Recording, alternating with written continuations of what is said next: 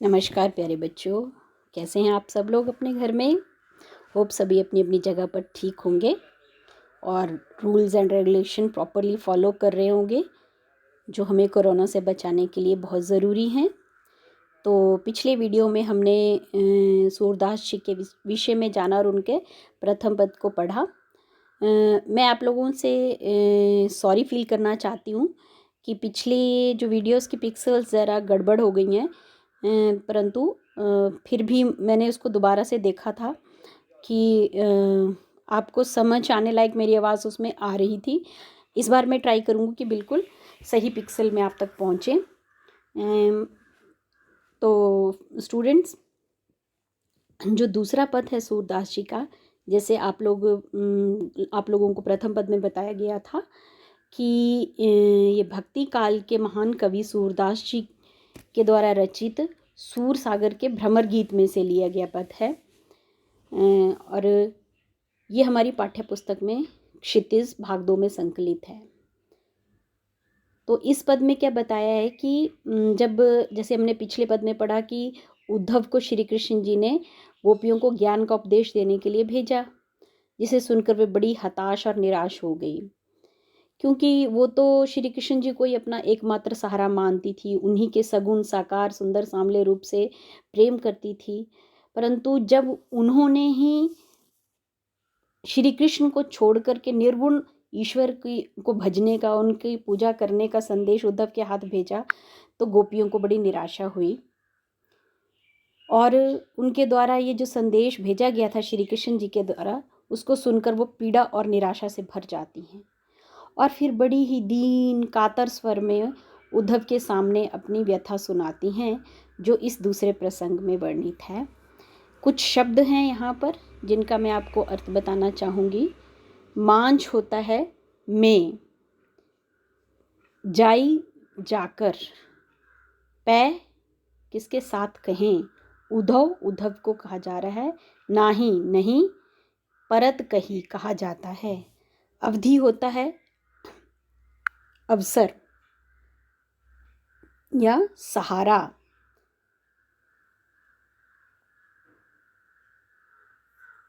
आस आशा, आवन की, आने की। विथा व्यथा, दुख।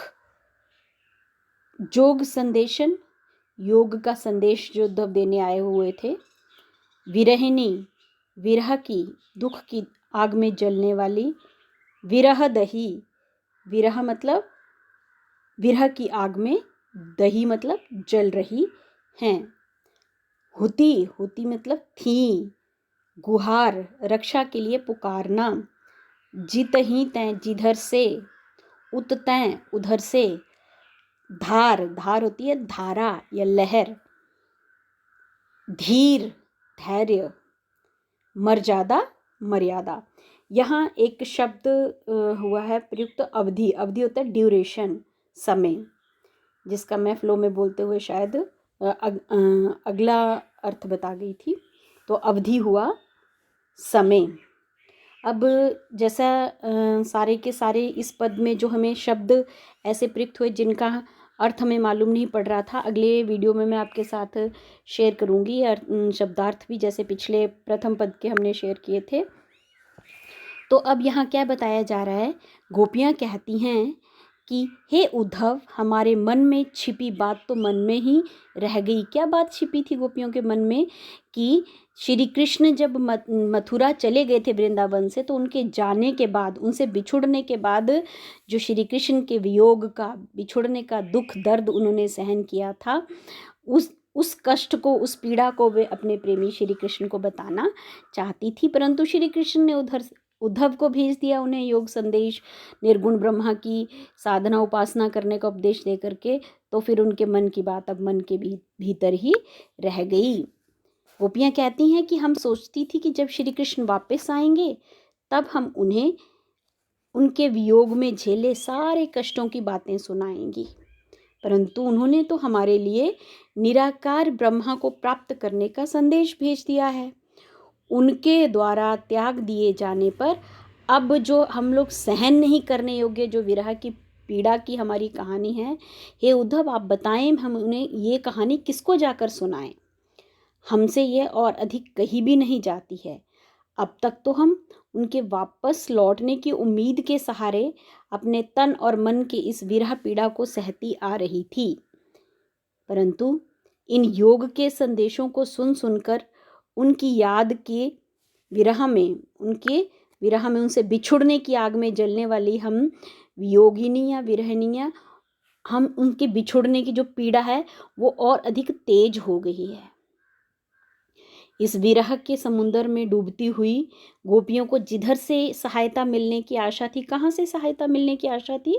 श्री कृष्ण की तरफ से, कि वो आएंगे, उनसे दो प्रेम भरे वचन बोलेंगे और उनको उम्मीद दिलाएंगे कि कोई बात नहीं, अब मैं आगे हूँ। परंतु अब अपने आप आने के बजाय उन्होंने उद्धव को योग संदेश देने भेज दिया। तो वो कह रही हैं कि जहाँ से हमें सहायता मिलने की आशा थी, वहीं से, जहाँ हम अपनी रक्षा की पुकार लगाना चाहती थी, वहीं से अब क्या हुआ है हमारे लिए?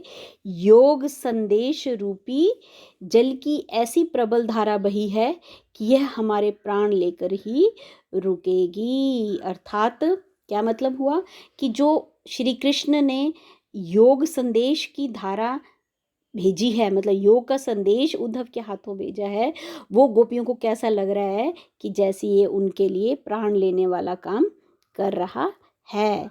उद्धव से कहती हैं कि सूरदास अब धीर धरी हैं, क्यों मर्यादा न लही। सूरदास जी कह रहे हैं कि गोपियां उद्धव से कहती हैं कि हे उद्धव, तुम ही बताओ अब हम धैर्य कैसे धारण करें। जिन कृष्ण के लिए हमने अपनी सभी मर्यादाओं को त्याग दिया था, उन्हीं श्री कृष्ण के द्वारा हमें त्याग देने से हमारी सारी मर्यादा जो है नष्ट हो गई है। अब यहाँ किस मर्यादा की बात की गई है? क्या होता है कि गोपियाँ श्री कृष्ण से प्रेम करती हैं और कृष्ण गोपियों से प्रेम करते हैं। तो प्रेम किसी का भी, किन्हीं भी दो लोगों का निजी मामला होता है। इसको दूसरों के सामने पब्लिकली नहीं अनाउंस किया जाता है, या पब्लिकली नहीं इसका ढिंढोरा पीटा जाता है। परंतु क्या हुआ है कि अब श्री कृष्ण ने उद्धव के हाथ जब गोपियों के पास मैसेज भेजा है, तो गोपियों का श्री कृष्ण के प्रति जो प्रेम है वो क्या हो गया है? वो सार्वजनिक हो गया है, पब्लिकली डिस्क्लोज हो गया है। तो जब प्रेम की बात डिस्क्लोज हो जाती है तो फिर प्रेमियों को ऐसा लगता है कि जैसे उनकी मर्यादा, मान सम्मान जो है वो समाप्त हो जाता है। लोग जो उनके बारे में बातें बनाने लगते हैं। तो यही मर्यादा ना रहने की बात गोपियों ने कही है उद्धव से। अब देखिए, दोबारा से एक बार हम रिवीजन कर लेते हैं। गोपियाँ अपने मन की पीड़ा मन ही मांझ रही। गोपियाँ अपने मन की पीड़ा श्री कृष्ण को बताना चाहती थी कि उनसे बिछुड़ने पर उन्होंने कैसे कष्ट सहन किए। परंतु जब श्री कृष्ण उद्धव को भेज देते हैं और उद्धव उन्हें निर्गुण ब्रह्मा की उपासना करने की बात करते हैं, तो वे बड़ी दुखी होती हैं कि हम अपने मन की पीड़ा जो कृष्ण को बताना चाहती थी वो मन के भीतर ही रह गई। हे उद्धव, बताइए, कहिए जाई कौन पे उदो नाही परत कही। हे उद्धव, बताइए किससे जा कर के कहीं, कहीं नहीं जाती है किसी से भी। अवधि आधार आस आवन की तन मन विथा सही।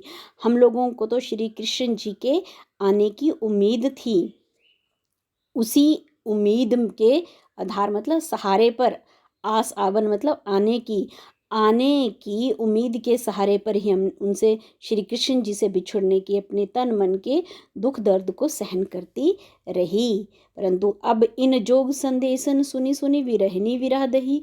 इन योग के संदेशों को जो आप हमें दे रहे हो, इनको सुन सुनकर हम वियोगिनियाँ जो है विरह की आग में और जल रही हैं।